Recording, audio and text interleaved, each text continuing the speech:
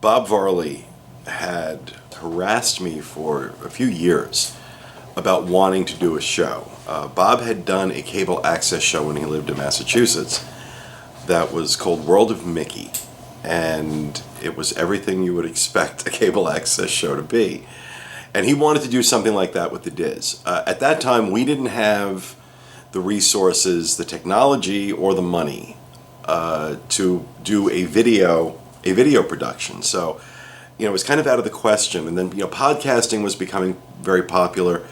And Bob wanted to do a podcast. And I said, there's a lot of people out there doing it. Until we can come up with a good idea, an original idea of our own, I don't want to do it. I remember sitting in Pete's office over 10 years ago, just kind of brainstorming the idea behind what we're going to do, even the name, the logo. And so just the term DIS Unplugged was a way for people to take the site with them. We didn't have iPhones then, it was just iPods. So it was really trying to find a way where people can listen to us or get their Disney updates in their car or while they're working out and stuff like that. That's why it's called the DIS Unplugged. You take it out of your computer and you take it with you. I thought about it and I eventually said, okay, let me hire someone to do it.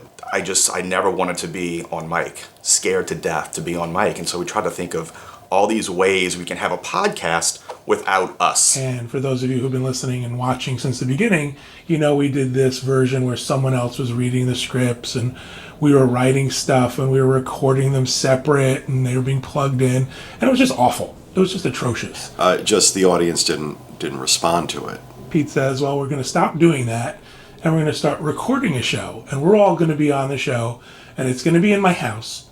And we're going to sit around a table and talk about Disney. And we came up with the round table format, and the first episode was actually recorded in my dining room, around my dining room table.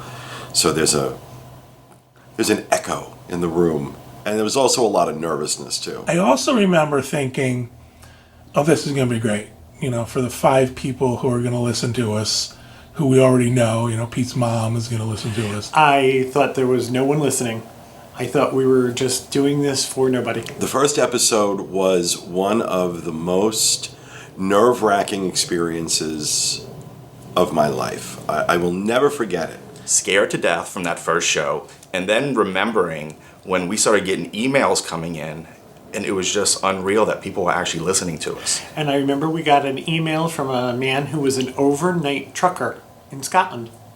And he told us that he listened to the show while he was delivering things overnight. And I thought that sounded very exotic, and I couldn't believe that there was someone in Scotland in the middle of the night listening to me talk about Disney. And I listened back to that show, and I can hear how nervous we all are, but at the same time, I could really hear, because we all knew each other, we were all friends, and I can hear that comfort coming out of our voices into, talking to each other because we know each other and we're comfortable with each other, and kind of ignoring the microphone. And that's just kind of, I think that for me, when I listen back to that first episode, that's the spark. That's the spark that kind of started it. And we realized that, hey, we could do this. We didn't know how people were going to react to it, but we realized we could do this and that it was comfortable for us because we were basically just having conversations with people we were good friends with already. And we were just letting other people listen in. We were in California in November of 2006. We were actually out recording the Dreams Unlimited Travel Trivia Challenge, which I'm still a little bit embarrassed about to this day because I was not comfortable on camera like I am now. Maybe even not now, and we recorded a show at the Del Coronado Hotel. It was my very first. We did it in the hotel room with helicopters flying by, and Bob Varley was there. So that's always a really fun memory for me. But that'd be technically my first show. And then I started coming into the studio with the guys. I was the first woman on the DIS Unplugged. I did not know when I started with the company that I was going to be on the show. It was kind of a surprise to me when Pete just said, oh yeah, by the way, you're going to be on the show. So it took me a couple of months, I think from July to October, to actually be at the table and have a speaking part. And it was scary as all hell. It was horrible because I was nervous. My voice was shaking. And I just remember being terrified every week that he was going to make me speak. But now I love it. After a couple of shows, you get used to it and you forget. And then we went to video, and it was a whole nother terrifying experience. But I love it now, and it's amazing. I can remember walking in the room and going, oh my goodness, this is the podcast room. Like, oh, because, that was the audio days, but I can remember listening to the podcast from the very first one they ever did. And for me to be here, it was like, almost like a religious experience that I got to come to the podcast room. At the end of the day, I needed fans. I needed people who had the same passion that I did. And it's a kindred spirit thing. You can spot when you love something and you're into it and you know it, you can easily spot somebody else who's into it, knows it, and loves it the same way you do. Oh, I think everybody knows I live and breathe Disney. Disney has always been in my life. Disneyland is my magic place. I've never been to Disney before. I don't ever remember a time that it wasn't in my life. My first movie in the theater was a Disney movie, Love Bug.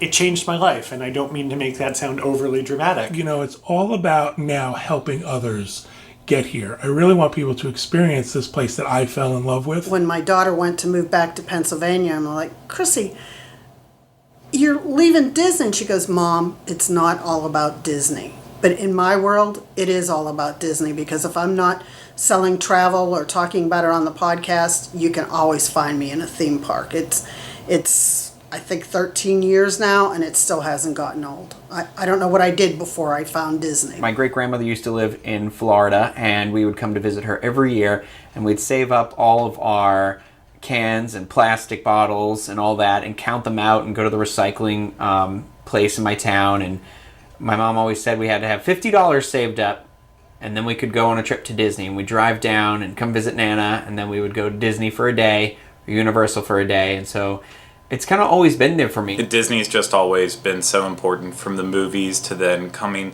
down to Walt Disney World on vacation every other year for most of my childhood. It's always been there, and it's never going to go anywhere, and nor would I want it to. It's been such an important part of my life, and it's just, I would be truly unhappy without Disney. My parents originally got married in Florida, and that's where their love started, and honestly, their love became my love. When I moved to Florida to work for the DIS, and I got to go to the park anytime I wanted to, that's when it really kind of exploded for me and became a way of life. You take a look, we may not all love the same things about Disney.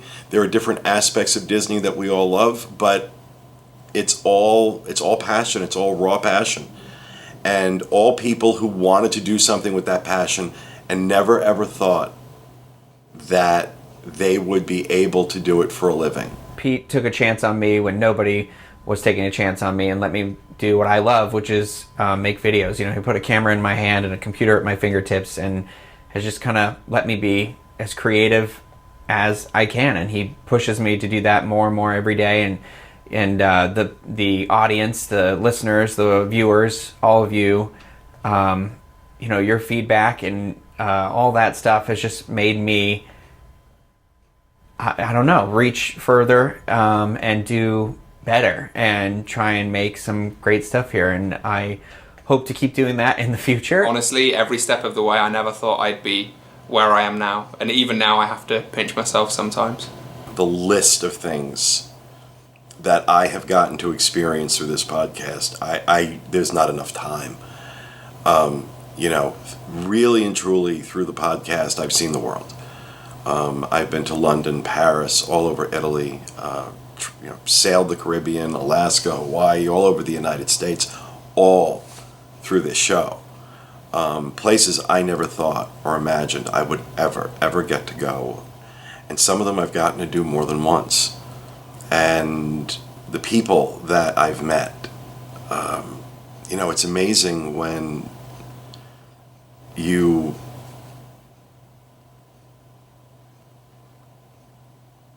you open yourself up to being authentic on a show like this. It's very vulnerable and it's kind of very scary. But the payoff for that is that this absolute amazing wave of wonderful people ends up coming into your life. My experience with the podcast has given me the opportunity to make great friends. Most of my best friends at this point are people I've met through the show and through the DIS Unplugged and through Dreams Unlimited Travel. The one thing I never expected from any of this was that I would get to go to as many places and meet the amount of people that I have. Working for the DIS Unplugged has definitely brought me in touch with people that I would have never met otherwise. Lots of single people, lots of married people, lots of families. I enjoy meeting everyone. At first it was super uncomfortable because I never in my wildest dreams ever thought I would be on a show like this where, hundreds if not thousands of people know who you are and are interested in what you do. That's sort of uncomfortable to me. I never wanted to be a celebrity in Hollywood, much less like, a podcaster. So that was weird to get over, especially when I was pregnant and people want to touch my belly I'd never known, or to touch my baby, that's was a little bit strange, but slowly I overcame that, and now I consider a lot of you guys my friends, if not my family as well. So it's been a fun journey, and it's always been nice to be supported through all of the major life events that Corey and I have had. So thank you guys very much. I think my most memorable moments are the ones that it reminded me again of the power of our podcast, that people from around the world see us. I have friends now in different countries. It's made my world smaller because it's made my world bigger and smaller at the same time, because when I hear that something's happening in another part of the world, I think of the friends that I've met through the DIS. The fact that I'm able to share this stuff with so many people, not just the people who work for me, but the people who, take time out of their week to listen or watch, who let us come into their homes, their cars, their places of business. That blows me away. Just the community that has grown with this. I remember the love that came when Bob passed away, and when Julie mentioned that Ferris had Down syndrome, and knowing that we had all these people, some that we've never met and some we've met several times now, just the love that came from something like a podcast. And it's really the community side of it. So memorable moments, it's through 10 years, it's the meets, it's the love that comes from the community. It's the podcast cruises. I can go on and on, but we got to get our show started. None of these things would ever have been a part of my life if not for this show. And it just goes to show, you follow your heart. Follow your heart, even when it doesn't make any sense, even when you think you can't. It's amazing to find out how you're really not limited by anything other than your own imagination. And if you can imagine it, you can do it. Walt said that, and you know what? I've lived it. It's pretty incredible to think that we've been doing this for 10 years. And like I said, we never know where stuff is going to go. It's always sort of this, an idea comes up and what's going to happen next. We never thought the show would last. I never personally thought the show would last 10 years. I never in a million years thought we would go to video. We were scared to go to video in the beginning. And now it's just become such a part of our lives. The idea that we're sort of taking it on the road now, there's vlogs and there's stuff that we're doing remotely, and people call in remotely and do stuff. So I don't know where we're going. I do know that wherever it is, I think it's going to be really cool, and that I think we're all sort of invested in it. We're willing to go along for the ride and see where the future brings us. If you had told me 10 years ago that this was going to last 10 years, I guess I don't think that far ahead on things I'm doing now. I never expected to be here 10 years later. I never expected... It's not that I ever thought this was going to fail. It's this that I didn't have any expectation for it at all. So the fact that it continues to grow and continues to entertain makes me very happy. We've gotten some really great emails from people, that have gone through chemotherapy or have had surgery, and listening to the show makes them laugh. And I think to myself, gosh, that's the highest compliment I can imagine. If we're helping you through something that's tough or some tough spot in your life, I am so honored to be part of that. That is just an amazing feeling. And the fact that we do this every week and raise money for Give Kids the World, and we get to spend time with folks like you. It's just an amazing thing. So I'm always grateful. I'm always amazed that people come and see us. I never thought I would be in this position, that people would come to see me or us, but it's a really, really great thing. And thank you. Just, before we go, I want to thank everybody that I've been a part of the podcast for 8.5 years now. It's truly been a blessing in my life. I look forward to the next however many years. I picture myself as an 80-some-year-old woman, if Pete will still have me out there, because getting to meet all the people out there, you have no idea what it brings to me to be able to meet all you people. And I only hope we do more and better and more exciting things in the next 10 years. So see you at the 20th. So much fun, so much drama, so much love. And I am looking forward to the next 8, the next 16, the next 20 years for doing this. And I just want to thank Pete so much for the opportunity. And I love you, Pete.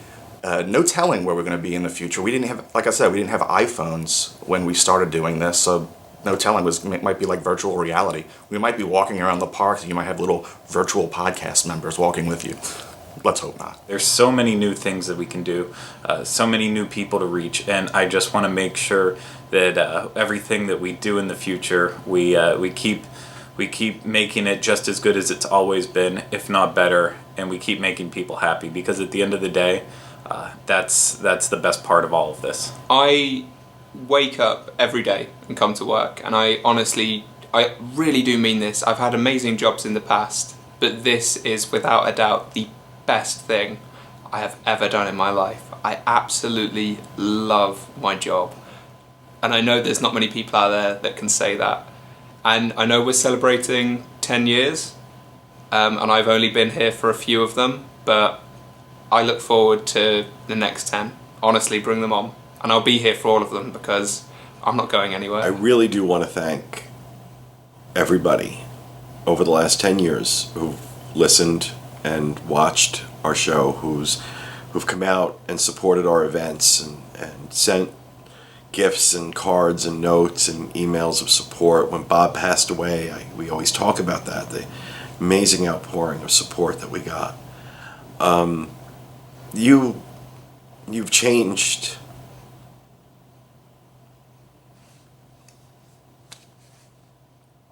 my life in ways that I really just can't express. Nor can I express my gratitude to you for that, for letting me do this. Because you let me do this. If you're not listening, I've got nothing to do. I never forget that, and I don't let any of these guys forget it either. We're here for you, and we're here because of you. So you have given me this amazing life that I never thought I would live. So, from the bottom of my heart, thank you.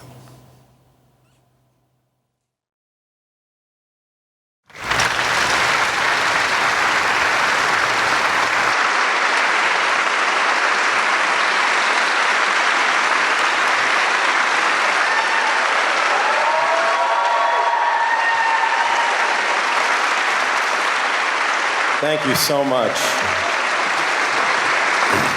That is the third time I have watched that, and every time he gets me. Give it up for Rhino. What a beautiful job we did. And in case you weren't aware, Rhino is hiding right there. Sorry. That's where he is for every show. He's my footrest. Well, thank you guys for coming. I hope you have enjoyed this weekend. We're going to tell you a little bit more about just how successful it was in a little bit. But before we get to that, normally at the beginning of one of these things, I will rattle off the names of our team. And even though you know all their names, on this particular occasion, I want to take a few minutes to do that. I want to start with the newest member of our team.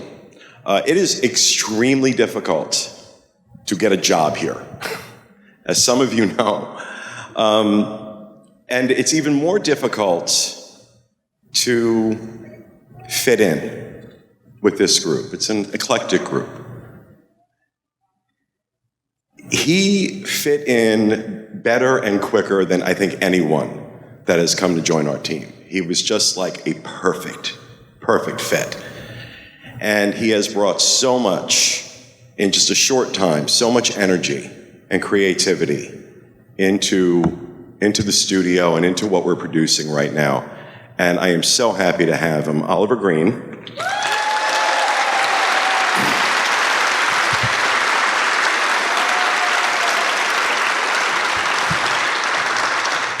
And I don't have this piece of paper because I don't know their names. I'm terrified right now I'm going to forget somebody.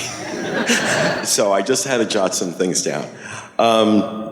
Next, that video you just saw is something that, you know, I love when I can just say to any member of the team, this is what I need. I need a video to play, because this was all the direction he got.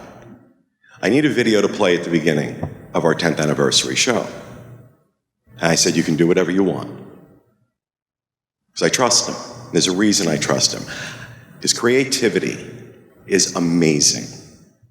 Every single thing he goes into, he just takes this different perspective, one I never would have thought of, and he makes something special out of it. I had no idea what I wanted for this, and then he showed me that, and at first I saw the length of it, and I'm like, no, it's gonna be too long. And then by the end of it, I said to him, don't change a thing. He's been a wonderful, wonderful addition to our team. Rhino Clavin.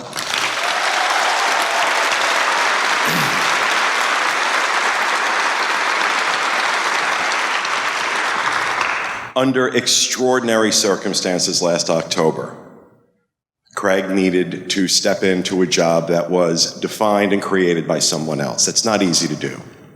Especially not easy to do when that person, Dustin, was so popular and so much a part of our family. And to have it happen with almost no notice, very little notice, to step into that role and then have the challenge of making it his own. Not easy to do. This man works harder than anyone I've ever seen. He is incredible. And if you had been in here earlier today and seen the way he was running around here making sure everything was perfect, and he doesn't put the burden on any of us. He lets us do what we need to do. He takes that on himself. And I have been stopped, I cannot tell you how many times this year, and especially over this last weekend, talking about how wonderful the content we've been producing since the beginning of the year has been.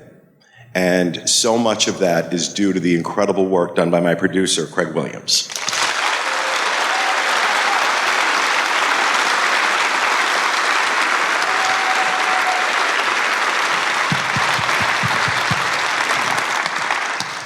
Another wonderful recent addition to our team, although he's been working on the Disneyland show for a while, more recently began the Connecting with Walt series that we have been doing. This man is an encyclopedia of Disney history. It is unbelievable for as much as I think I know.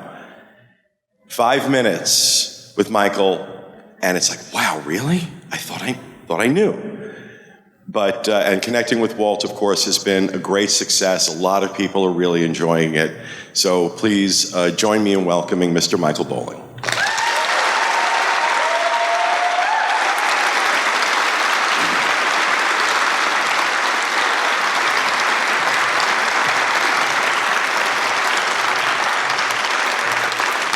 Now, some years ago on the show, I put out a call for folks out in California who wanted to be Disneyland correspondents for us. And one of those people that answered that call, along with Tony Spatel, Mary Jo Willie, and Nancy Johnson, was Tom Bell. Tom is as passionate a Disney fan as you will find, although that flat affect kind of keeps it hidden. But if you pay close attention when you're with him, you can catch those moments where the emotion gets him. And you know that that's there. And it comes through in everything he does. And he works so hard on the Disneyland show to make it great. And he does a wonderful job, a great member of our team, Tom Bell.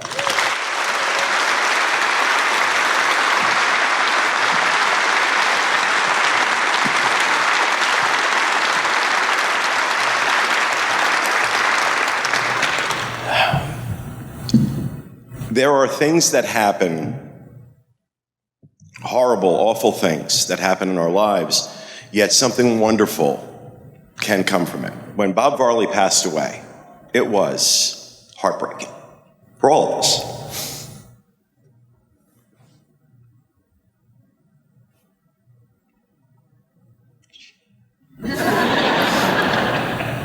So wish he was here. And although it's been a number of years, you learn to live with the loss. You don't get over it. You learn to live with it. But a month after Bob passed, Walter told me that his brother had lost his job. And with losing the job was also losing his home, and he was having trouble finding work. And it just so happened, with Bob's death, I had a position opened. So I offered his wife, his Walter's sister-in-law, a job. No idea. I mean, I knew Teresa would be great. I had no idea how great she would be, and what a wonderful, not just a wonderful addition to the show, she turned into an amazing agent for Dreams. She does an incredible job managing the DisBoards.com Welcome Center out in Port Canaveral, and she's my heart. I love her to death, and I know you guys do too. Give it up, Teresa Eccles.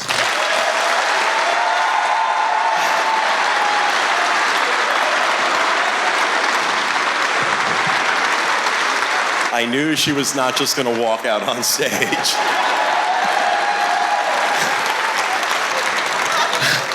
I was afraid there were going to be pasties involved.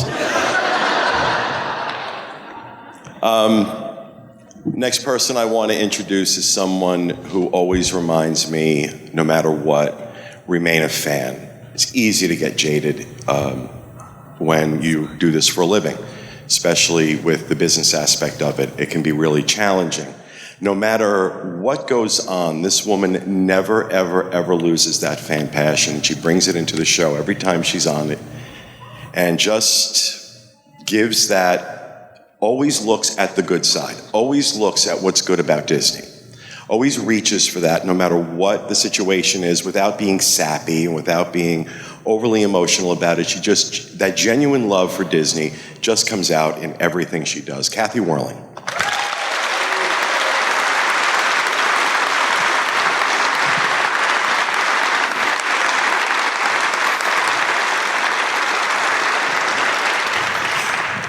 As you heard in the video, the first woman to join our team was unexpected. It was unexpected. We were doing the trivia challenge out in California, and we needed to do a show, and we just happened to be at the Hotel Del Coronado in San Diego, and like, hey, why don't you sit down and do this with us? And she was such a natural, and that sweet, gentle nature just came out so wonderful on that show. I'm like, no, she needs to be a regular part of the show.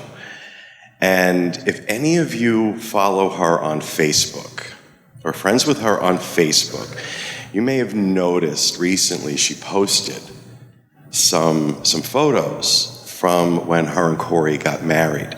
The woman has not aged a day. She is beyond what she contributes to the show, and I think this is what you guys don't realize, is the way she keeps Corey balanced. Corey would work 24/7 if Julie wasn't there to say, hey, come on. So her contributions to this go beyond just what she does on the show and just what she does for us. Her contributions go to how much she loves her husband, how much she loves her family, what a wonderful wife, mother, and friend she is. Julie Martin.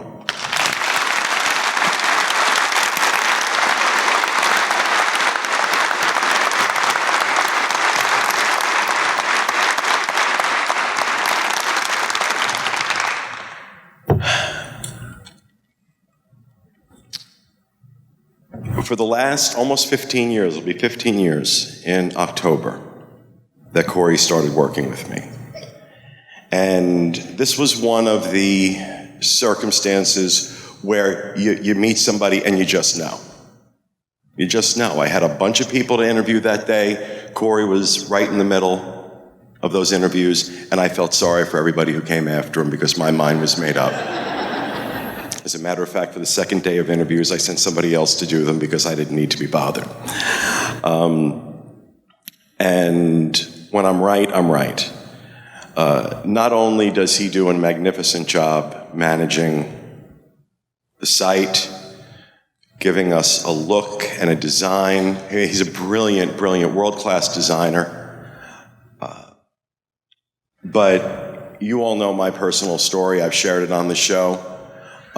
You don't know what a friend this man has been to me, and how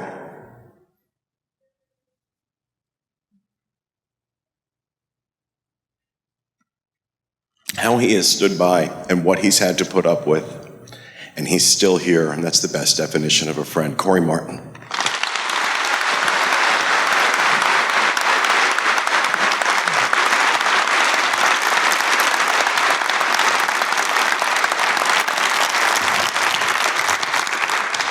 One of the strangest experiences you can ever have in life is to have your ex-partner's new boyfriend come to work for you.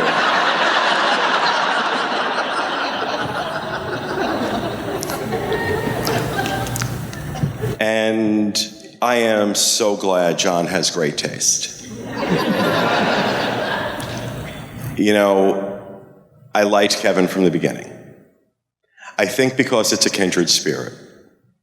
I see there's a lot of me. I see a lot of myself in him. Passionate, opinionated, not afraid to say what he thinks. Now, sometimes Kevin and I have butted heads on that, but more often than not, we have a great respect for each other. We do. And I don't need to sit here and enumerate to you what Kevin's contributions have been to the show, or to the site, or to Dreams Unlimited, or to Adventures by Disney, and the list goes on and on. I can also tell you it's one of the most unique experiences you can have to work with your ex. A lot of people say that to me. How do you do that? It just worked. It just worked. And thank God it did, because John is that counterbalance for me. John is that patient, kind, understanding. I know he wants to choke me sometimes. But he's the glue that holds everything together. Without him, I could not do this. I get to do this. And he is often furiously running behind the scenes, making sure everything is okay, and more importantly, that everything is paid for. And it is July 1st or July 2nd was 21 years since I met John. So we've shared a great deal of our lives together, and we've had an amazing journey together, and it's a journey I hope is only just beginning. So ladies and gentlemen, John Magi and Kevin Close.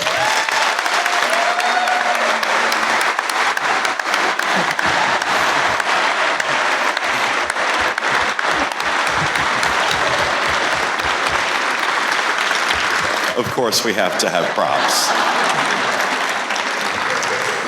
So, ladies and gentlemen, I'm very proud to introduce you to my team, the DIS Unplugged.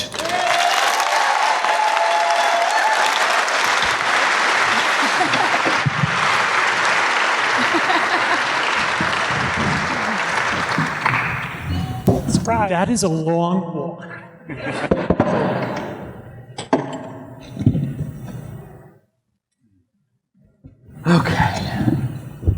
We're done. Thank you for joining us. I've been saying to people all weekend that up until I knew exactly what we were going to do up until this. Now it's freestyle. Now it's freeform Monday. Some of you are going to be very happy about that. Yeah. I need to say thanks to some other members of the team that are not here. Will Perry, our designer, who did a great job with the logos for our meet. I want to thank Jackie Gailey, our community manager. Will Perry. I want to thank Leah Zanola, our senior editor, and Jackie Gailey, our community manager, for helping guide people into the room today. Over the weekend, you got to meet many other members of the team that you don't see on the show. Stanya and Jen worked with Teresa out in the Welcome Center. They were amazing, setting up that auction room and helping with registration. I'm sure you've all had a chance to meet John's assistant, the amazing Kathleen Bobbitt. The woman is a nuclear power plant of energy. Thank you to Katie Whirling. She's at every event we do, and I swear to God, this woman just walks around looking for ways to help. And she's awesome. Katie Whirling, Kathy's daughter.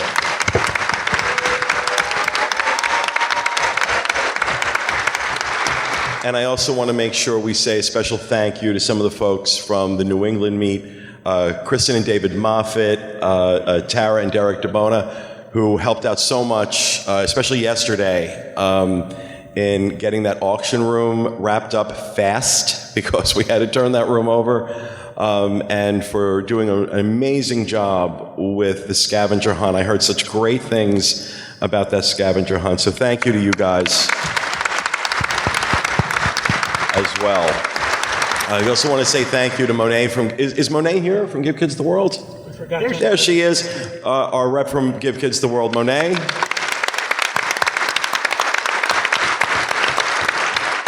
I also want to say a very special thank you to the folks here at Cirque du Soleil for letting us use their beautiful theater and all the help they gave us arranging for this and setting it up. Give it up for them. They were awesome. And I want to say a very special thank you to two people that we work with on through Dreams Unlimited Travel, Jack Sharp and Mary Ellen Klein. Jack and, well, hold on, before, I want you to save that. Jack is our district sales manager, and Mary Ellen is his boss. And we've been working with Mary Ellen for many years. We've been working with Jack for a few years now, and you guys don't know how amazing these people are in working with us. When we wanted to do the What We Love About the Disney Resort series, when we wanted to do all this stuff we've been doing the last few years at Disneyland, that's not me making those phone calls. That's Jack and Mary Ellen setting that up so we can do that. Anything I ask for, any idea I have, these guys are right there wanting to help find a way to make it work and helping us navigate the politics of Disney to accomplish what we need to accomplish. So if you guys love the 7 and 7s, if you love the stuff, a lot of the stuff we've been producing this year from the resorts here and from Disneyland, then really give it up for Jack and Mary Ellen.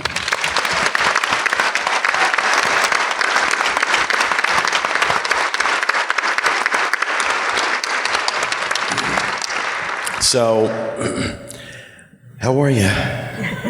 Everybody's tired, but everybody's here. Everybody's got some energy. It's been a long weekend, but a great weekend. I've had so much fun doing this. I wish it wasn't quite so hot. Maybe I could have thought that out better in terms of when I started the show. Maybe I should have started it in November.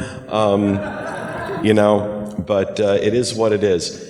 And I just want to ask, like, any particular moments from this weekend that stand out to you guys that... I know I should have renamed my meets to just Sip. There were times we just forgot to eat, so the next time I do, it's going to be called Sip.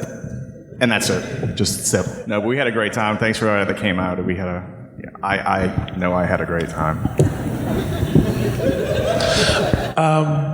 We were pretty much in the registration room, the credential room this whole time, and we were working very hard, and everybody who was in that room was working very hard. And at the very last day, we were scrambling to pick up and scrambling to get everything in order, and we were counting out the money, and we were getting everything ready, and we had that big jar where Teresa forced you to put money into out of guilt and shame with her tiny hand. And so we cracked open the jar and we're counting the money. And Pete calls me over and goes, "Is this what a nickel looks like?" It's sad but true. No, I said to you, "What is this?" Right. He goes, "That's a nickel." I know it's been a while since you've seen change. I'm like, "Oh, come on." No, it looked weird. So we're going to have coin identification later. For Pete.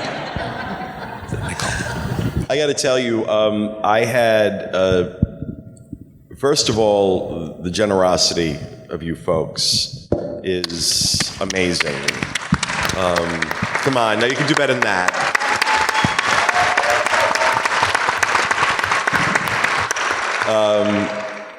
I thought when I opened up, I decided that I did something I swore I would never do. People had suggested to me for a while that I open up the studio and let people bid to, come into the studio. I'm like, I'm not doing that. I can't bring people I don't know into my house like that. And I'm not entirely sure why I decided to do it this time. Other than that, I was afraid that we weren't going to raise enough money, if I'm going to be honest.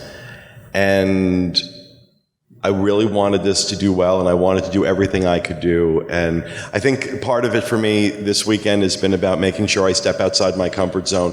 If that means we can do a little bit more, if we can raise a little bit more. And so having people come in the studio to have lunch was nerve-wracking, but the minute everybody came in, I was so comfortable, and we had such a great time. And then there were folks who weren't able to get in the lunch that we were able to do dinner with last night that were also incredibly generous. And when I say incredibly generous, we don't have a final tally yet, but I will tell you the number is north of $70,000 raised this weekend.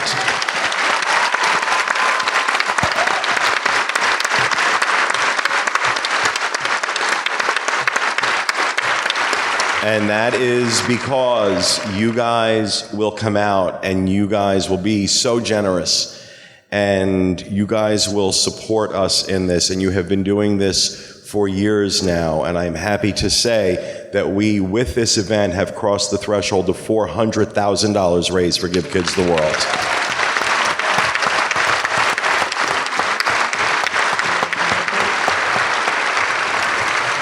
And we're just getting started. We're just getting started, especially I think after weekends like this. It's energizing, and it makes me want to do more, and it makes me want to come up with new ideas. And John came up with a great idea backstage earlier. I won't tell you what it is, but it was a really good idea. You talked about not knowing, being worried that you weren't going to make enough money on your have lunch in the podcast room. I think that was the sort of fear from the beginning. Yeah. If we do this and don't raise a lot of money, is it really going to work? I was blown away by the number of auction items we had. Yeah. I mean, I thought we were going to get like 20 things and have this tiny little room. I was amazed by the people who just donated. Didn't need anything, didn't want anything, didn't auction anything, just gave us cash. Really, really impressive. Really, really touches your heart. At the end of the day, 180 items donated for auction. And I said, well, not everything's going to go. Not everything's going to sell. So we'll save it for the next one we do, especially now that we were able to do them online the way we did. And I thought that software worked brilliantly. We'll save it for the next one we do. Well, we have nothing to save because every single item went. Every single item got bidded on. So, and then like yesterday, doing that live Facebook thing, I'm trying to drum up people to bid, and somebody says, if I donate $1,000, can I have dinner with Pete? I'm like, you donate $1,000, you can have anything you want, baby. Oh. I'm a cheap date. Dreams unlimited.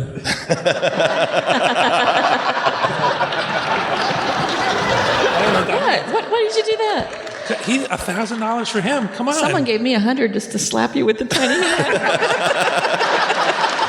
Yeah, Teresa's been walking around with this disturbing little doll hand all weekend.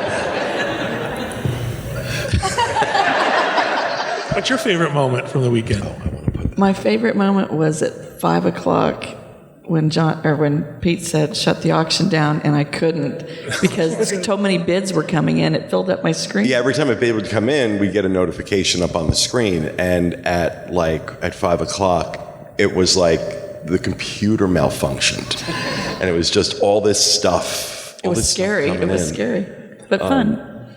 But it was a lot of fun. It was a lot of fun, and just the auction alone, $32,000 was raised. $32,000. Anybody else have any interesting stories from the weekend? I wanted to thank everybody for the flatties. We raised almost $1,300 with the flatties alone.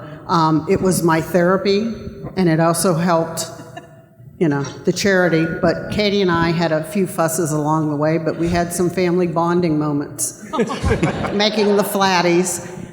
They got to go to different parts of Walt Disney World, so thank you for everybody that bought a flatty. And yes, absolutely. And I want to give a special shout out. Back in January, you saw him, he Skyped into the show, Michael Campbell, the cop from New York City, who was going to Aulani, and he donated $150 to have his flatty in front of me. So there you go, Michael.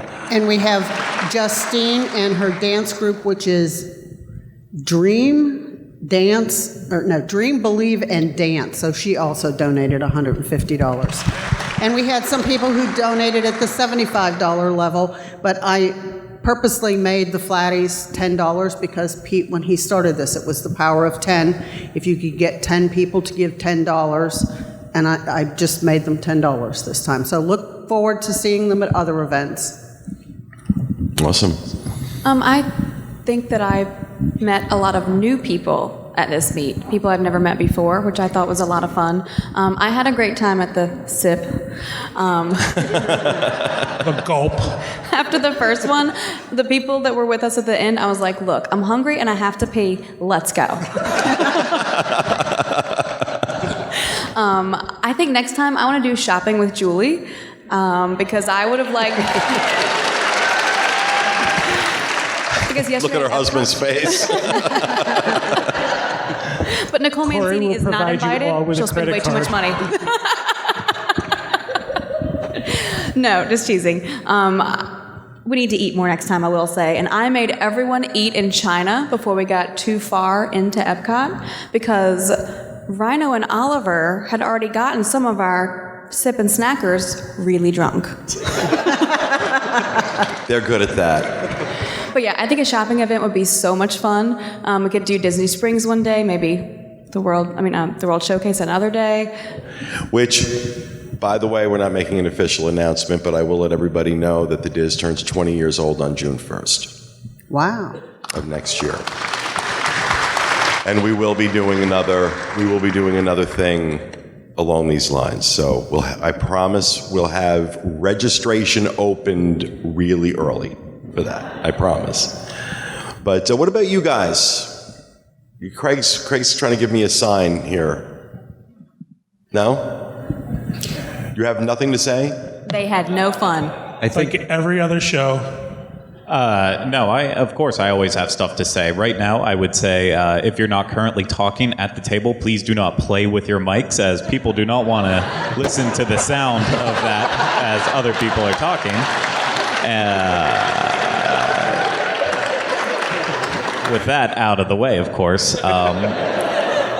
This has really been this has been amazing the entire time. It's gone by in a blur. It felt like it was a million years leading up to this one weekend, and all the nervousness that was associated with it. And now that it's come and gone, I wish I could have spoke with more of you. So if anyone wants to start talking to me right now, I guess it's your opportunity. You don't have to. So no takers. Okay, there we go. But no, it's been great. So I look forward to many, many more of them. You'll probably find me relaxing somewhere right after this because I need it. Craig? That's what you think. Sorry, I just got the text. Tell Tom to stop playing with his mic.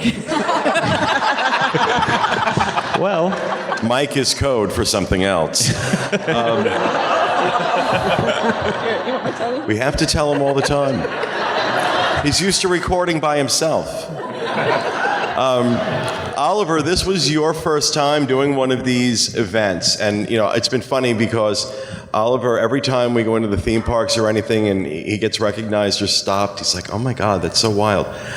So I can't imagine what this has been like for you. yeah, it's been a really surreal experience, to be honest.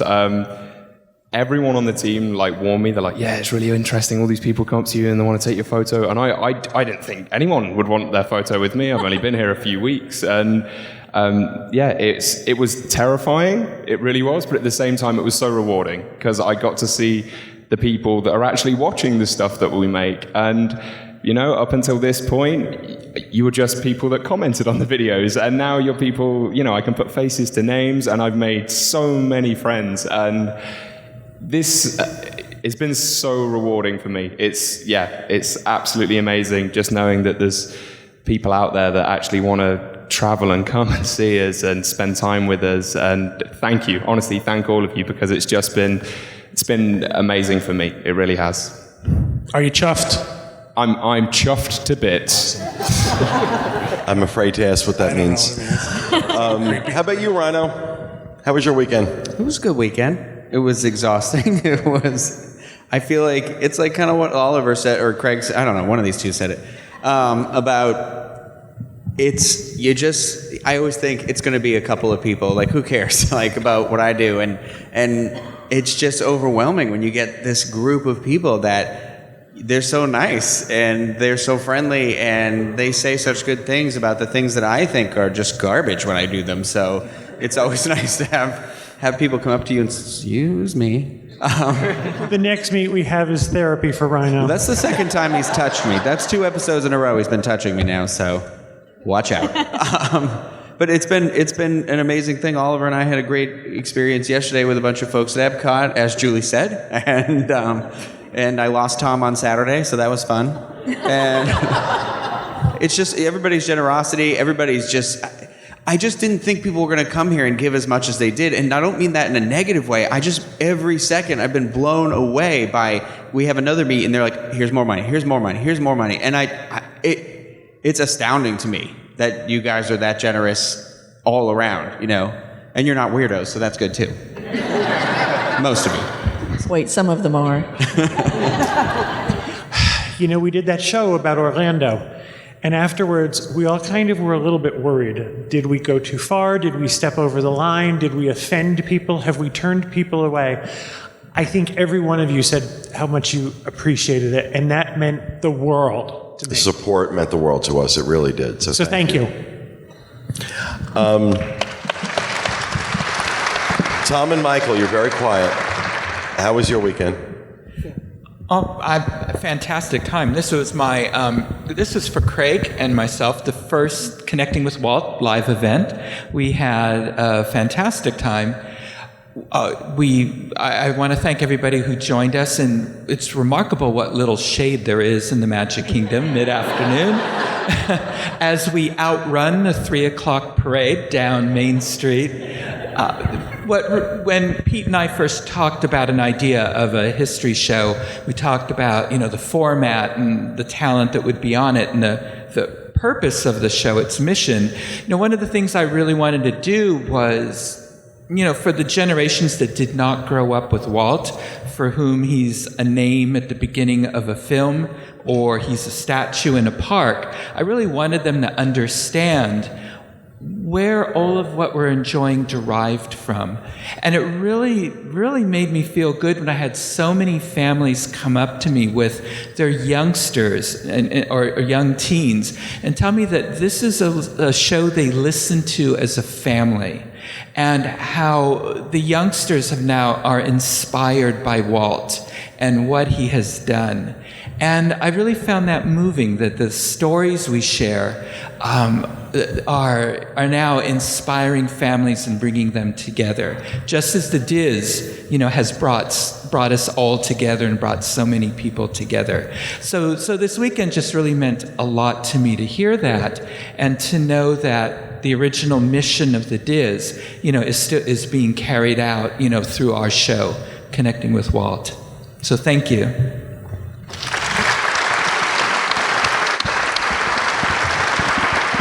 I spent a lot of time this weekend at the boardwalk in the registration center, and I thought it was awesome because I got FaceTime with a lot of fans, and everybody would come up to me and say, they'd have to justify, I'm going to Disneyland soon, or I just got back from Disneyland. Like, they had to tell me that they're going to Disneyland. Well, if they haven't gone to Disneyland, they should feel guilty. Exactly, they should feel a little guilty, right? But it was great to meet everyone and hear their stories. It was like, okay, where'd you eat? Where'd you stay? Just sharing the passion about Disneyland, which was awesome. On that note, by the way, I accidentally told somebody about your Mickey tattoo I got to see in the hotel room last time I was in Disneyland, so... Yeah, really. Thanks for that visual. It'll cost you $100 to give Kids a World to see it. Was it on his mic?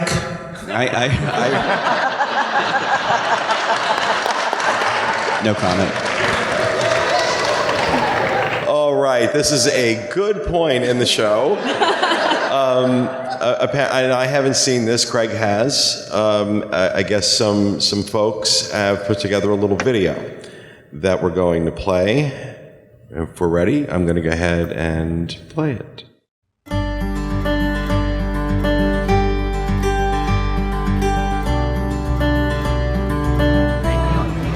Hi, Pete. It's Princess Jasmine. And Aladdin, we just wanted to congratulate you on 10 years of your podcast. We'll throw a party in Agrabah for you. Can't wait to see you. Hi, Pete. Mayor Christopher George Weaver here on Main Street, USA, wishing you a big congratulations. Why, hello, Pete. This is Peter Pan here. I just wanted to congratulate you on 10 years with your DIS Unplugged podcast. We'll throw a nice party for you with lots and lots of cake, but we'll save most of it for me. We look forward to many adventures with you soon. Happy flying. Hi, Pete. It's Rapunzel. I heard the wonderful news, and I just wanted to say congratulations on 10 years of working on that podcast, whatever a podcast is. And we'll have to celebrate by releasing some lanterns. Maybe Attila can make some celebratory cupcakes, too. Pete, it's me, Tinkerbell and Pixie Hollow, and I just wanted to say congratulations on your podcast. Oh, I heard it's been 10 years, and that's a lot of seasons. 1, 2, 70. I'm not a math talent, but that's got to be over 100. Well, sending lots of pumpkin muffins and happy thoughts. Oh, and pixie dust your way. Fly with you later. Why, hello, Prince Pete. Oh, and Cinderella here. Why, I hear that there's some congratulations to be in order for 10 years of happiness. Why, I do wish you good luck, and I remind you to always keep on dreaming. Oh, thank you so much. All right now? That means you're hot, honey. How are you, my friends? Watch that fragrance, Pete. Congratulations on 10 years, honey. That is quite the deed. I know, and imagine 10 years with her. But anyways, I hope you have a fun anniversary. I know. Imagine him doing something for 10 years. That would never happen. Happy wife, happy life. Bye, you. Hi, Peach. Congratulations on being a legend for 10 years. I'm sure you're rather famous in your clan. Perhaps you have to stop by Dunbrook sometime. We'd love to hear all of your stories. Hi there. I just heard it was your, 10-year on your podcast. I don't know what that thing is, but I heard it's good. So congratulations, and I hope to see you soon. Swim back. Bye.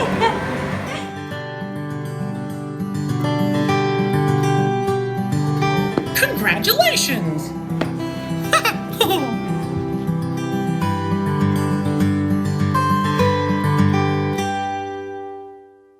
When thinking about special moments from the show, I'm sure a lot of people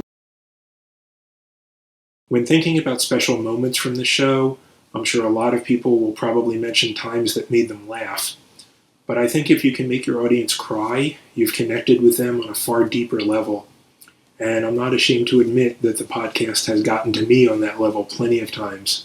Pete has brought together this great team of people, and I really appreciate having the opportunity to watch you guys talk about Disney every week. The show makes me laugh sometimes, it makes me cry sometimes it makes me angry, sometimes it makes me want to take pictures of bathrooms and share them on social media. But no matter what emotions or pictures the show is bringing me on a given week, I always know that it's going to make me feel a little bit more connected to the Disney bubble, and that really means a lot to me. I want to let you know that what you do for us each and every week, and pretty much each and every day now, and everything you're coming out with makes a difference. You may think that you sit around and just talk about Disney World and do fluff stuff every week. I'm letting you know, as a longtime watcher, us out here on this side of the camera, we think of you as friends, not just as people sitting back there talking about Disney. You are my friends. I've watched you every single solitary week for the last 2 years, and you've helped me through stuff. I wanted to take a minute to recognize the producers of the shows, Craig, Rhino, and Oliver. All the work you guys do really shows off, and I'm really always impressed with the high quality of everything you produce. And I know for a lot of times people say it's not the quantity, it's the quality, but for you all, I think it's both. Everything is such quality, everything is so well produced, everything is well put together, and there's just so much of it. It seems like every time I go up to the DIS Unplugged or the YouTube channel, there's always something new, and it's always awesome, and it's always entertaining.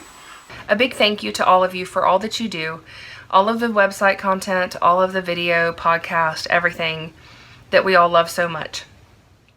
Congratulations on 10 great years, and I look forward to seeing where the next 10 years take you. The show really means a lot to me and so many others. It gives us an escape, whether it's just from work or whatever is going on in our lives. You bring a touch of Disney to us every Tuesday, Monday, Thursday, Sunday nights live. It's almost every day of the week there's something that you guys do to make our days better.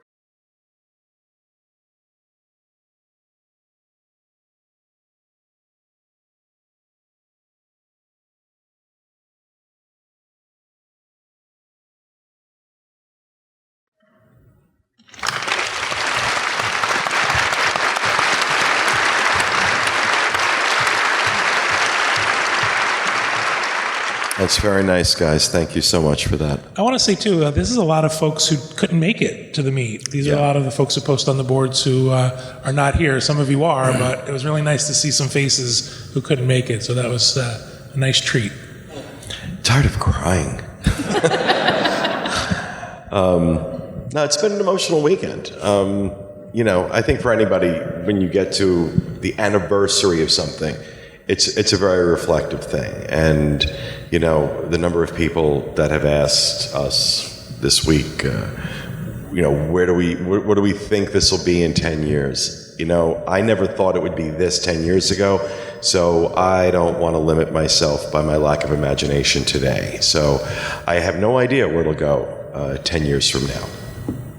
All I know is that, I said this the other day in my little talk, it's just do the next right thing, the next thing that makes sense, the next thing that's in front of us, and that's how we got here. So, I don't know. It's the whole experience this weekend has just blown my mind, up to and including this. I said to the guys when we came in, because I've never been in this theater before, I said, this is a far cry from the VFW hall we did the last time we did one of these shows.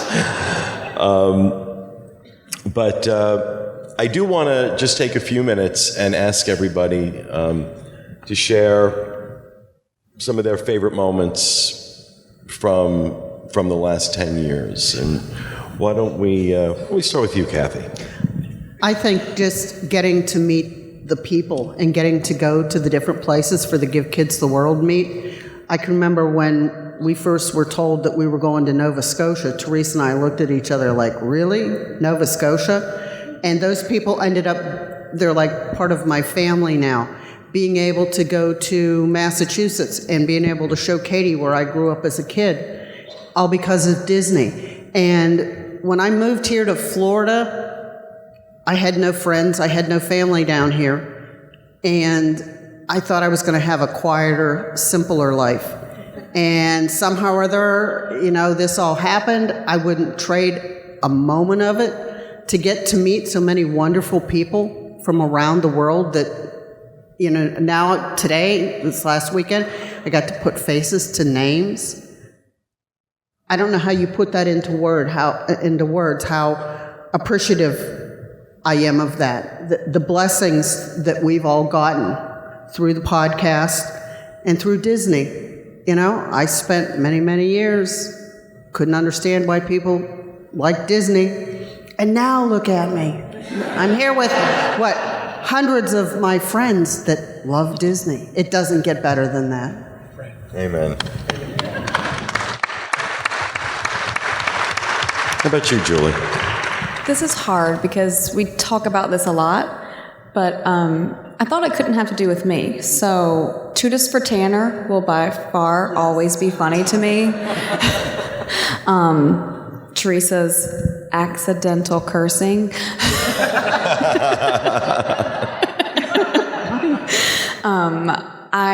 Sometimes I miss the tiny room where we had to file in singly, and then if somebody had to go bathroom, you had to go back out in a single file line.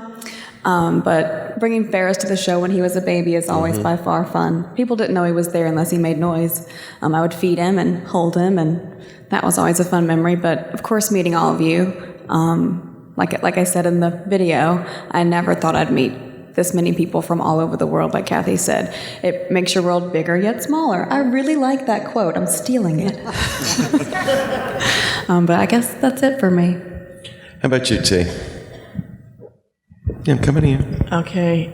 Obviously, meeting everybody is awesomely cool, but keeping it with the team, all the weird and odd things that I do are not my idea, really. They're dude over here. I told him. Blame your neuroses on him. Right? Yeah. Okay. Just twirling this little sucker coming out here, John. Teresa, I got an idea. Yeah, right? And you know why he does it? Because she's like, oh, okay. I thought it was great we kept it from you. I thought it was great. That was cute. I don't know. Some of the fun things we've done. I mean, Kathy riding a bike into the bushes. That was awesome. Don't tell him that. Or when our luggage got lost out in California. Got lost and buying panties with gay men in California. That was awesome. Yes. Right? At midnight where was we there? Grand California. Grand California, yeah. That was We're going to do a show someday where she doesn't talk about her panties. Well, she was doing a sound check before. It was red panties, red panties, red panties. I don't know. Riding horses with Julie. I mean, that was a lot of fun. That was a lot. I thought I was going to fall off the Grace whole liked time. it very much, but Teresa and I, we were having a fabulous time. Having a good time. Just girls out having, no offense, guys, but girls out having fun. It's just, I don't know. It's always fun. When John's not there, it's even more fun. Tom, how about you? Like Kathy was saying, you have friends from all over. You're on Facebook. It's out there. And I'll be texting with somebody or messaging somebody. My wife's like, "Who is that?" "Oh, it's my friend in North Dakota," or my friend in Massachusetts, or something like that. It's code for his girlfriend. Yeah. But I mean, and when people come up to you, the first time you get recognized in the park. I was at the Big Thunder Ranch Barbecue. May it rest in peace. And sitting there with Mary Jo and my family, and people come up, recognize my voice, and come say hello. I'm like, that's really, really cool. And it's even better because my family was there to see that, yeah, okay, Dad does do something other than sit in the office all day. And then the other day, my wife and son are at Natsbury Farm without me, and they get recognized from Facebook. So it's a small world. It's crazy. That's your cue, right? How about you, Michael? Thank you. God, like everyone else, it's definitely the friendships that we've made. For us, if it wasn't for the DIS, I don't know how we would have gotten through some of the things that we have gotten through, right? well, first of all, our granddaughter was born during Podcast Cruise 1.0, so she'll ever be associated for us as the Podcast Cruise baby.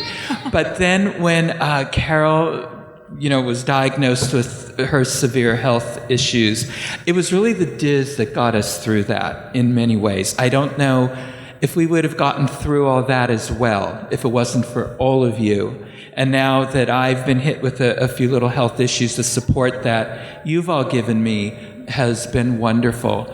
Probably and then the funniest time of the recognition that I've ever gotten was, I started to get used to it around the parks and things like that. But once I was in our little town, and I went to see a film that Carol wasn't all that interested in seeing, so I went by myself, and I'm standing in line waiting for popcorn, and across the theater lobby, I hear, "Are you Michael Bowling from the DIS?" And I thought, oh my God, I looked around for him, first of all.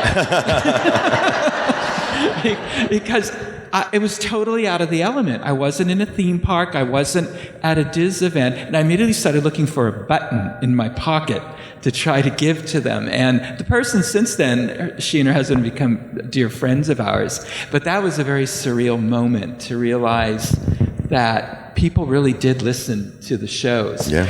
But it really is we now, even though we're native Californians, we have more friends in Florida now because of the DIS. And that where even Carol and I are thinking of, well, when I retire, do we really think about at least being bi-coastal and living out here to be closer to friends? And I don't know, but the DIS has definitely changed our lives for the better. And that's because of all of you, Pete giving me my big break, and all of you for your support.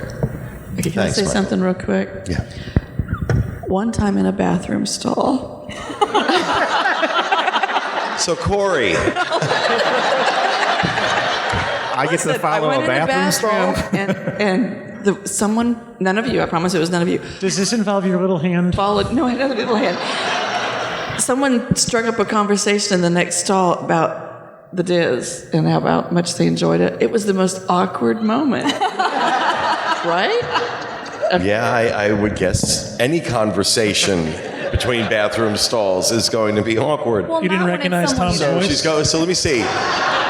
Let me see if I've got this. You're in a stall and someone's in the stall next to you and someone says, "Is that Teresa from the DIS?" They recognized your tinkle? They did. No, she followed me in. And I'll tell you who it was. It was Nancy Johnson. Were you in the same stall? Before you, Nancy. Did you say it wasn't Nancy Johnson? No, it was Nancy Johnson. It was Nancy It was Nancy Johnson. That sounds about right. Okay, Corey. Believe it or not, this looks a lot different from Pete's dining room table. Close, but not quite the same. I think what I enjoy the most is seeing the evolution of the show, like from doing it audio only, where we would sit down and we would have an edited show. And I can't tell you how many times we would say, "All right, edit that out," and we'd throw some curse words in there so we really knew to edit it out. And then sometimes we'd walk into the podcast room and Pete's like, "Okay, we're doing an unedited show, so whatever you say stays." Those are the days I was too lazy to cut anything out. But it made us nervous as can be, like, oh, they're going to kick us out of iTunes. And knowing that we were doing an unedited show, and then we went live, and we all were betting that the first person to slip was going to be Pete. It was. No, it wasn't. It was you. It was you. You don't remember? It was you. It was not me. Twice. There are some, fun times. Somebody's definitely going to bring up Bob. Y'all just watched that video of him at Star Wars weekends. I still have that lightsaber. Oh. That he was taunting everybody with. But, all the fun. What they don't know is the looks he was getting from people, like driving around, like before the parade. People were like, "Aw." I mean, it was bizarre. But that was a normal experience with him. That's great. You have the lightsaber. Yeah, it stays in my office. The kind of going along the lines of the evolution of the show that you guys started just as emails, and now we get to meet y'all all the time, and it never stops being overwhelming, to be honest. And when you getting spotted in the parks, even though you weren't prepared for it. I've told this story before that when Julie was pregnant during Epcot Food and Wine Festival, the women's line was too long, so I snuck her into the men's bathroom. Well, about a week later, we get an email, somebody saying, "Oh, by the way, Corey, I saw you sneak Julie into the bathroom, the men's bathroom." So we have to watch what we do and say It's at all hard times. for a woman who's almost 9 months pregnant to be sneaky. There are tons of memories, but it's the evolution of where the show where it started, where it is now, and where it's going to go. Like I said, maybe little virtual podcasters walking around the park showing you around. No telling. You never know. The memories that stand out for me. I mean, obviously, experiences like this are podcast cruises.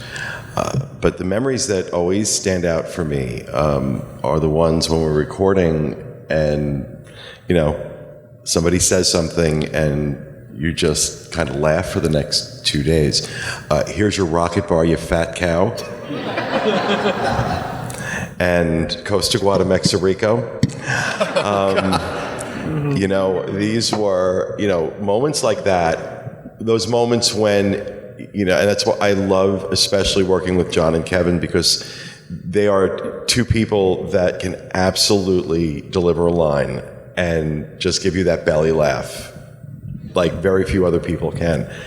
So, it's one of the reasons I enjoy doing the show. Of course, the experiences we've gotten to do, the traveling, God, I mean, really and truly, what I said in the video is so true. It's through this show I've gotten to see the world. I mean, I don't know that we'd be doing a lot of the things we do with ABD if it wasn't for the fact that, we talked about it on the show and folks started traveling with us. And, now Kevin is organizing trips to China and we're getting ready to go to Italy and Switzerland in a few weeks. And just places I never thought I'd get to go.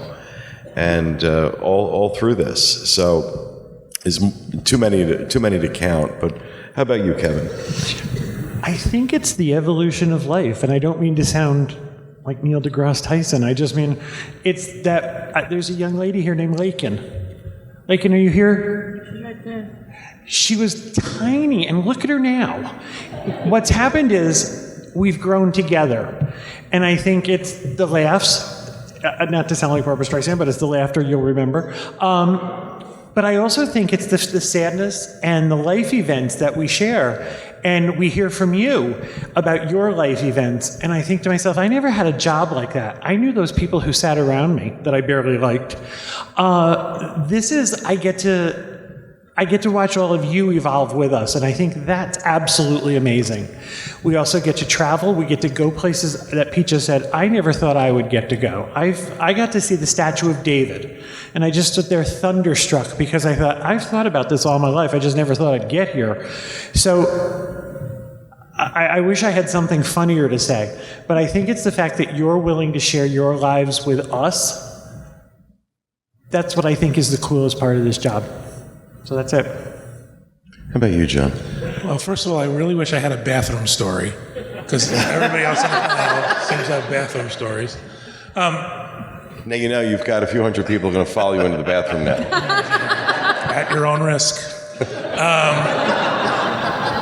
All of the things that are mentioned, there's the list is too long. The great things we get to do, the meets we have, the Disapaloozas, the cruises, everything we do is too long to really go and list. But I think what really is something I don't know that you guys know is that we work very solitary. Our work is very much us in front of a computer. And on Tuesdays, when I get to go to Pete's house and we all get together, it's like I laugh the entire day. Yeah. It's just, we just have a great time. We enjoy each other's company. I love it when other people come on the show. I love it when we switch people out because it's always fun and always interesting. The new guys have been an excellent addition. Haven't they? excellent. I don't know their names. Two of them. But I'm sure they're very nice men. But it's that sort of, it allows me to step out of that. I'm in front of my computer all day, and this is all I do. And I would, because Kevin knows I would never leave the house. John emails me from 10 feet away. So it's that, and then of course it's this, and then it's going beyond this, and we can see you in the audience as much as you can see us, and it's amazing how many faces I recognize. Yeah. Amazing how many people who I can say are my friends out in that audience. Not Can't just, name any of them, but you can recognize their faces. There's and there's his wife. What's your name? I just want to say, John's mean when you're not around. It's not true. Do that thing again. I have to give the guys up their credit because they're relatively new. And we were not easy on any of them the minute they walked in the door. I warn them when all of them start. I say, okay, you are not, no one's going easy on you. I really do try and buffer them as much as I can from some things. But like when we're doing a show, John and Kevin, they're never mean. They've never been mean or hurtful or anything like that. But that that sense of humor, that sarcasm, when you don't know them and you don't know that's just how they are. These guys get terrified that they don't like me. I'm like, no, they do. If John's joking around with you, he likes you. It's when he does not joking around with you, you got a problem. But before we wrap up, there are some things we have to take care of. Number one. Can I say something before we go, though? No. Pete was very, very, very nice coming out when introducing all of us. Very generous in the things he said about all of us. And all of it is true. Absolutely. It is. He made up not a word of it. But I feel bad that Pete didn't get a proper introduction because really Pete is the nucleus of this whole thing. This is the center of where it began, and it's the center of everything new that happens. A lot of us are along for the ride at some point where we just say, okay, you know what? Go ahead, let the roller coaster go and let's see where it lands. Pete's the one who comes up with the ideas and moves us forward and pushes us forward and finds the people. I'm always amazed at the talent that Pete finds for this company and for his vision. I don't even know if he knows what his vision is sometimes, but it's blurry. This gets a little blurry. But really, if you want to think about what the heart of this is and what the beginning of this is, it is Pete Werner, and we are very, very grateful that you are here and doing this with us.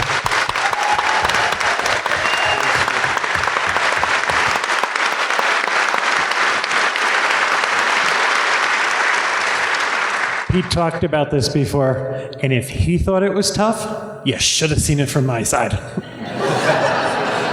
My boss is John Jackson. But I have to tell you something. I've had a lot of jobs in my life. I've never had someone say to me, go do this, or do this. Well, how do you want me to do it? What do you want me to... No, you just do it. Just do it. That's incredible. It's an incredible feeling to have somebody say, no, I trust you, just do it. It's great. So that's... When you surround yourself with that kind of talent, you don't need to tell them what to do. You know they'll get it done, and they never disappoint me. Never. All right, I'm going to do something that I was supposed to do earlier on, but I forgot. I want to talk about the New England DIS Mega Meat scavenger hunt. It's not even an acronym at this point. We had a scavenger hunt this week, and it raised $1,600. The New England DIS meet also had a movie meet where they did Finding Dory. So between the two meets, they have raised $3,200. So thank you.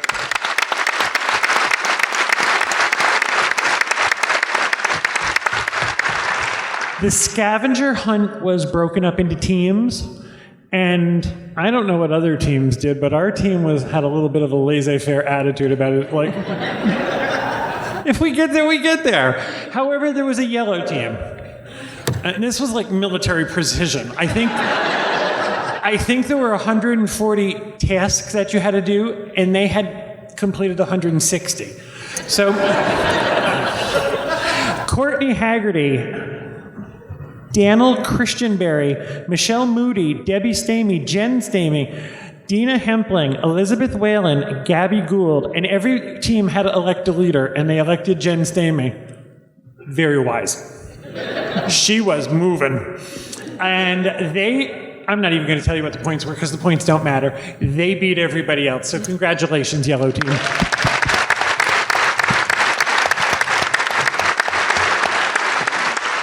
Now, for those of you who were following along last month as we did our Disneyland content dump on the site, which I'm incredibly proud of. I think these guys did an amazing job putting all that Disneyland content together, and we had so much fun doing it.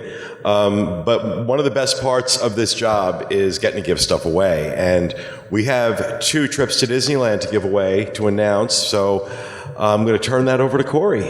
And I don't know if the winners are here or not. This was completely random. First, we had the trivia contest where we asked you to answer 8 questions that were released on the shows, the Disneyland show and the Walt Disney World show. These are completely at random. Out of all the correct answers, we chose one person, and the winner is Sean Myers from Lancaster, Pennsylvania. Lancaster, Pennsylvania. You're not here. Congratulations, Sean Myers. We also had another contest, the Send Me to Disneyland contest, that was run on social media, Facebook and Twitter. You post a photo and also use the hashtag Send Me to Disneyland. And the winner of that is Jackie Johnson Soriano. And this was on Facebook. So this was completely at random. So sorry nobody's here for that one. Always a good weekend when you can raise $70,000 for Give Kids the World and give away 2 trips to Disneyland. Absolutely. So I love that part. So congratulations to those guys. And once again, I want to say that this is a completely surreal experience, I think, for all of us right now. Being up here and doing this and sitting here after 10 years. You guys are the ones that bring us here. If you don't listen, if you don't watch, we don't have anything to do. You have let us into your lives, we have let you into ours. And this experience has changed me. I think it's changed all of us for the rest of our lives. So for supporting us through the highs and the lows, for sharing yours with us over the last 10 years, and hopefully for many, many, many more years to come. I want to say, on behalf of the entire team, everyone who's here and everyone who isn't, a very, very heartfelt thank you. We love you. Thank you so much. Have a great day, everybody. Safe trip home.